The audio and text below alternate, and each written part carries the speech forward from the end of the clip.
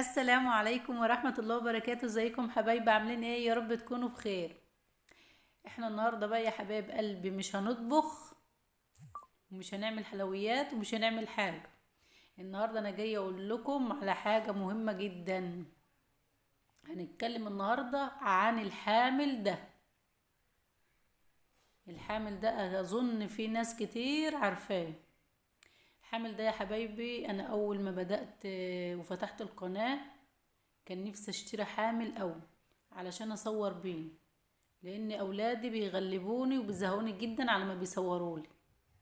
فقلت اشتري حامل علشان ايه؟ اشتغل بيه. بصوا زي ما انتم شايفين بيتفتح ويتقفل، ليه 3 رجول بالشكل ده.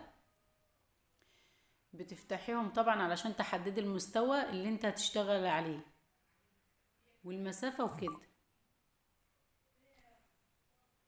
والجزئية اللي في النص دي بتتفتح وتتقفل، يعني بيتلم. وهو كان جاي اصلا في كرتونه صغيره كده، بس هو منه عندي بقالي فتره. الكرتونه رميتها خلاص. وبيتلم بالشكل ده وبيتحط في قلب كرتونه صغيره. بصوا بقى انا اقول لكم الحامل ده انا من يوم ما جبته ما اشتغلتش بيه ولا مره. هقول لكم ليه. اول بس نفتحه كده ونوريه لكم ديت. بتتفتح وتتقفل. بصوا بينكسر على طول ومش بيستحمل. دي لما بتطلع بتدخلها بالشكل ده، ودي بتلف شمال ويمين في اي اتجاه انت عايزاه. بس طبعا بلاستيك ومش عملية خالص.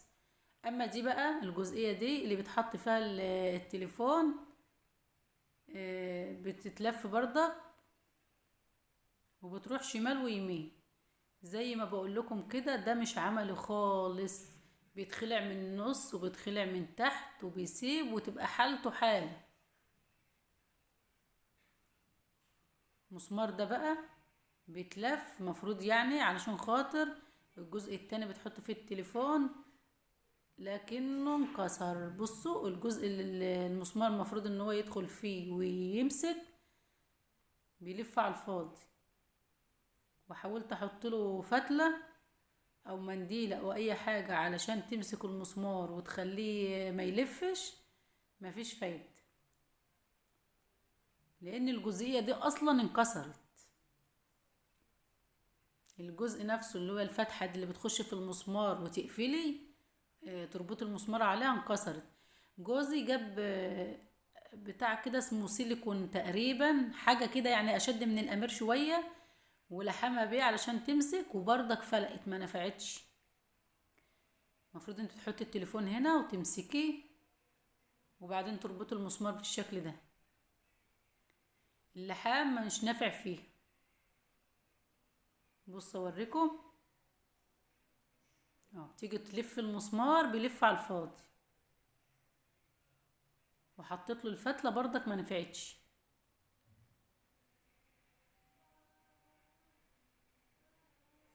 عمال يلف على الفاضي وخلاص. حاولت احط له فتله، احط له مناديل علشان يمسك، مفيش فايده. انا جبت الحامل ده ب100 جنيه وما استعملتوش خالص. واللحام مش نافع فيه. اي حد فاتح قناه جديده هيفكر يجيب حامل، بلاش يجيب الحامل ده. انا جبته وما استخدمتوش خالص. من ارضى انواع الحوامل. لو حد هيجيب بلاش يجيب. انا كنت شفت الواحدة فيديو وقالت نفس الكلام وما صدقتهاش. حقيقي كلامها صح. ما حدش يجيب الحامل ده يا جماعة. انا كنت بقول مش عايزة اقول الكلام ده علشان ما يبقاش حرام عليا، علشان ما اقطعش رزق حد، بس حقيقي حرام حد يشتري الحامل ده. مش عملي خالص. من يوم ما جبته اديني خسرت ال100 جنيه وركنته وما عملتش بقى اي حاجة خالص.